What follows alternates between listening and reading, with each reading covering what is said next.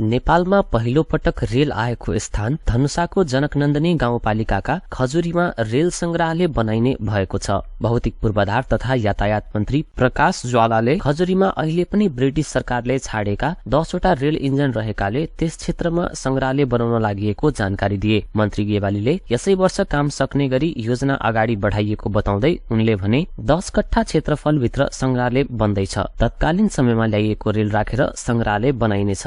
मन्त्रालयले रेलवेको जमिनको चारैतिर पुर्खाल निर्माण गर्न र अन्य सम्पत्तिको संरक्षण तथा थप अध्ययनका लागि एक प्राविधिक टोली पठाउने लागेको जनाएको छ। केही साता अघि मन्त्री गेवालीले संग्रहालयमा बनाउने क्षेत्रको स्थलगत भ्रमण पनि गरेका थिए। भ्रमण लगतै उनले रेल विभाग र रेलवे कम्पनीसँग गरेको छलफलपछि संग्रहालय बनाउने निर्णय भएको कम्पनीका महाप्रबन्धक निरञ्जन झाले जानकारी दिए। विक्रम सम्बन्ध 1994 मा तत्कालीन ब्रिटिश इन्डिया कम्पनीले पहिलो पटक जयनगरदेखि बिजलपुरासम्म कार्गो रेल सञ्चालन गरेको थियो। ब्रिटिश इन्डिया कम्पनीले ग्यारेज बनाउन र नेपालको काठ लैजान पहिलो पटक बिजलपुरासम्म रेल ल्याएको थियो। फर्किदा स्टिम इन्जिन र डिजल इन्जिनका 10 रेल छाडेका थिए। ती इन्जिनलाई पछि गोरखनाथ, पशुपति, महावीर, चन्द्र, गुहेश्वरी नामाकरण गरिएको थियो।